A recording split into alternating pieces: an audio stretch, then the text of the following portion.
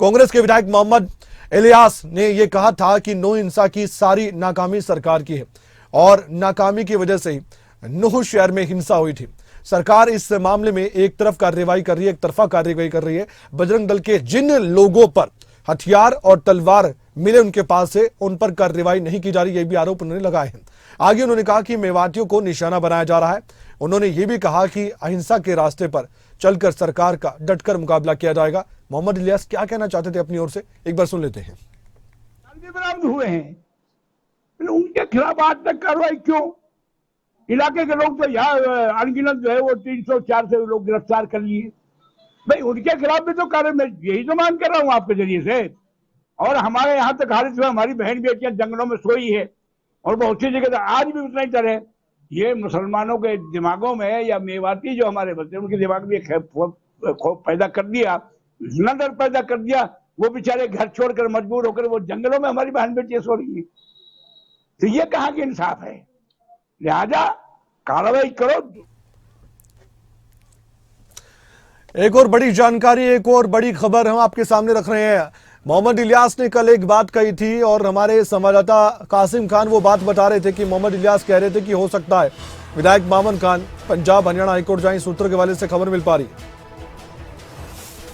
और विधायक मामन खान को गिरफ्तारी का डर सता रहा है। ये भी जानकारी निकलकर सामने आई है कि उन्हें गिरफ्तार न कर लिया जाए, उनके समर्थकों को भी ऐसा लग रहा है। तो ये जो जानकारी निकलकर सामने आ रही है, इस पर स्पष्ट तौर पर तो मामन खान ही कुछ बता सकते हैं, लेकिन फिर भी छन छन कर जो जानकारी आ रही है उसमें यही लग रहा है कि जब एसआईटी के सामने पेश होना था तो वो नहीं हुए, 2 बार बुलाया गया, दोनों बार पेश नहीं हुए, जांच में शामिल नहीं हुए। तो इसके पीछे का कारण क्या है? तो क्या वाकई में कानूनी तौर पर संरक्षण चाहते हैं मामन खान? क्या वो चाहते हैं कि पंजाब हरियाणा हाईकोर्ट वो जाएं और वहां से उन्हें कुछ राहत मिले इस पूरे मामले में, और अंतरिम जमानत की क्या कोशिश होगी वहां से? कई सवाल हैं ऐसे, अभी ये सवाल ही है, कोई जवाब हम देना नहीं चाहते क्योंकि इस पूरे मामले में कोई भी पक्ष अभी तक मामन खान का सामने नहीं आया। जो जानकारी निकलकर सामने आ रही है उसके मुताबिक हम आप तक ये जानकारी पहुंचा रहे हैं, क्योंकि हमारे संवाददाता कासिम खान ये बात बता रहे थे कि जब प्रेस कॉन्फ्रेंस हो रही थी, मोहम्मद इलियास ये बात कह रहे थे कि हो सकता है वो पंजाब हरियाणा हाईकोर्ट का दरवाजा खटखटाएं और वहां से राहत की उम्मीद करें, क्योंकि उनको लग रहा है कि कहीं गिरफ्तार ना कर लिया जाए उनको। यहां तक कि मोहम्मद इलियास ये भी कह रहे थे कि निशाना तो कांग्रेस के बाकी विधायकों को भी बनाया जा रहा है। इसके पीछे कितनी सच्चाई है तो मोहम्मद इलियास ही बता सकते हैं, जो वो ये बातें खुद कह रहे हैं।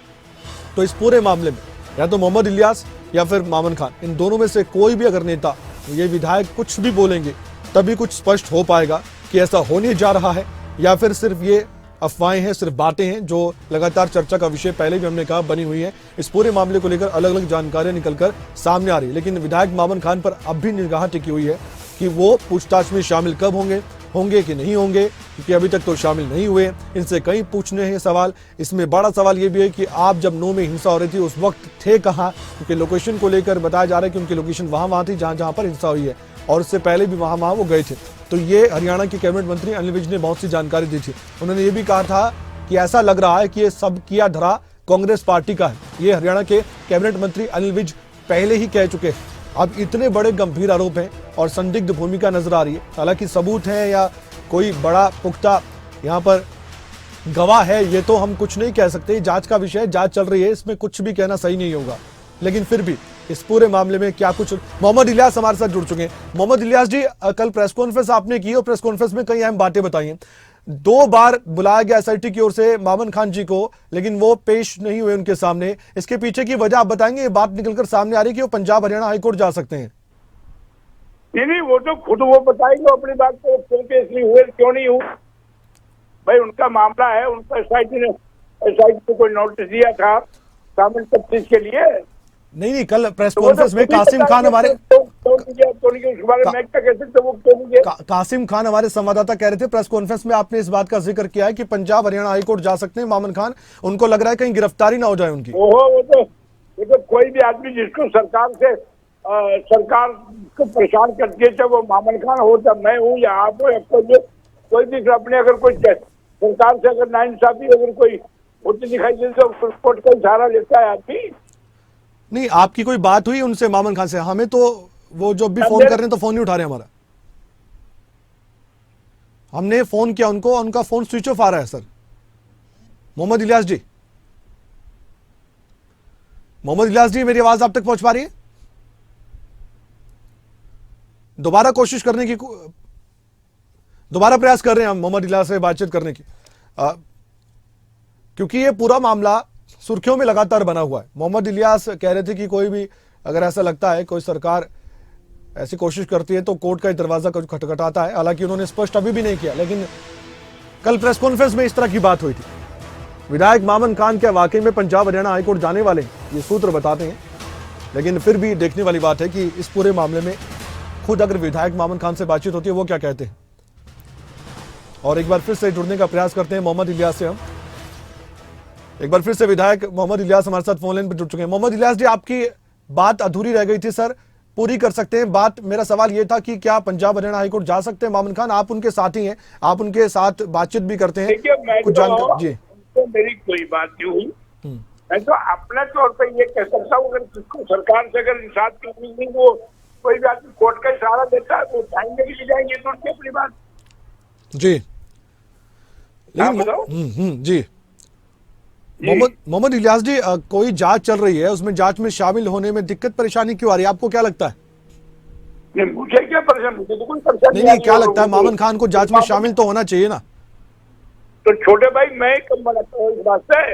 हाँ, ये तो वो ही जान सकते हैं ना जिसको क्या दिक्कत आ रही है, कि नहीं आ रही है, क्यों नहीं आए, तो शामिल नहीं सब चीज में जो ये की बात है, इस मुंह में मैं क्या कर सकता हूँ? आपकी कोई बातचीत हुई आपकी पिछले दिनों मामन खान से? ना, मेरी कोई बात। तो कहीं गंभीर आरोप लगाए जा रहे हैं उन पर, उनकी संदिग्ध भूमिका दिखाई जा रही है, जो लोकेशन उनकी जहां जहां थी वहां हिंसा, इस तरह की बातें अनिल विज पहले भी कह चुके हैं। उस पर आप कुछ कहना चाहेंगे, जिस तरह से गंभीर आरोप लगाए गए? और एक बात और कही गई थी कि शायद ऐसा लगता है कि ये सब कुछ कांग्रेस का किया धरा है। मैं इतना, छोटे भाई, मैं इतना कह सकता हूँ जी, मामन जी इसमें टोटली निर्दोष है। इसमें कोई दोष नहीं है, ना मामन जी का है, ना मोहम्मद इलियास जी का है, ना आफ्ताब जी का है। हमारे आफ्ताब और आपका नाम तो अभी तक आया भी नहीं है सामने है जी। आफ्ताब जी का और आपका नाम तो अभी आया नहीं सामने, आपकी तो संदिग्ध भूमिका है ही नहीं इस मामले में, आप क्यों अपना नाम ले रहे हैं?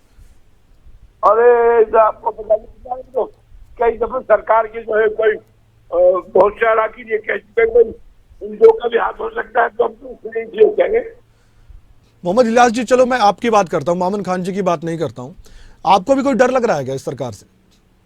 डर तो ना मामन खान को लग रहा, ना मुझे लग रहा, ना किसी को लग रहा। डर तो करेगा तो वो तो करेगा, तो हमने किया नहीं तो हमें डर की डर क्यों लगेगा थोड़ा भाई जी। तो प्रेस कॉन्फ्रेंस कर आपने ये बताया था ना कि नाकामी सरकार की है, आप अपने आप ही आपने सब कुछ जांच का नतीजा बता दिया। सरकार की विफलता को ठीक रहा, हमारे जो सरकार जो है, जो कांग्रेस के जुम्मे ठीकरा फोड़ रही है या विधायकों के जुम्मे ठीकरा फोड़ रही है, तो ये विफलता की तो बात होता है। लेकिन मोहम्मद इलियास जी कोई निर्दोष व्यक्ति है, मान लीजिए, उसको जनता के सामने आना चाहिए, पब्लिक के सामने, मीडिया के जरिए अपनी बात जनता के बीच रखनी चाहिए, एसआईटी के सामने पेश होना चाहिए।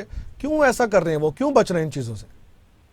तो भाई साहब, आप उसी से बात करें, मैं क्या कह सकता हूं? आपको क्या लगता है? आप उनके साथी हैं, मैं इसलिए पूछ रहा हूँ आपसे। अब उनसे तो बात नहीं हो रही है, आप तो साथ में प्रेस कॉन्फ्रेंस भी करते थे आप दोनों। अब ये तो अपनी बात वही बता सकते हैं ना। आप मशवरा तो दे सकते हैं उनको कि आप आइए बात कीजिए। मशवरा लेगा जब तो दूंगा जी। वो है कहाँ, कुछ पता है आपको वो है कहाँ इस समय? ये तो बता दीजिए, उनसे बात नहीं हो पा रही ना, मेरे तो उनसे कोई बात नहीं होगी। आप बात करने की कोशिश कीजिए, वो ठीक ठाक है कि नहीं, कहाँ है, क्या कर रहे हैं? पिछली बार बुखार था उनको 21 अगस्त को, वो बुखार ठीक हुआ कि नहीं हुआ, ये पूछना चाह रहे हैं हम तो। वो बीमार तो नहीं है, वो बीमार तो नहीं है मामन खान? आप उनसे छोड़ो भाई, मैं तो कोशिश कर रहा हूँ, कोई नंबर दूसरा हो तो दे दीजिए। कोई दूसरा नंबर है उनका तो मेरी टीम आपसे संपर्क कर लेगा, दूसरा नंबर उनके घर का। उनकी तबीयत खराब होती है अचानक, इन्वेस्टिगेशन नहीं हो सके। ठीक है, हमारे पास जो बात है। ठीक है, चलिए मोहम्मद इलियास जी, धन्यवाद, आप हमारे साथ जुड़े और आपने जुड़कर यही बताया कि मामन खान ही अपनी ओर से कुछ कह सकते हैं। लेकिन हाँ, इतना जरूर बातों में भी कहा जा रहा है कि हो सकता है कि कोर्ट का दरवाजा खटखटा दे। मामन खान से जब बातचीत होगी तो तभी कुछ क्लियर हो सकता है, तभी कुछ साफ हो सकता है। लेकिन अभी इस पूरे मामले पर हम सिर्फ इतना ही कह सकते हैं कि मामन खान जब सामने आएंगे मीडिया से, तभी कुछ कह सकते हैं हम भी, क्योंकि एसआईटी ने तो बुलाया, पूछताछ के लिए शामिल नहीं हुए। इसका कारण क्या रहा, ये सबसे अहम सवाल है, इसका जवाब भी मामून खान ही दे सकते हैं।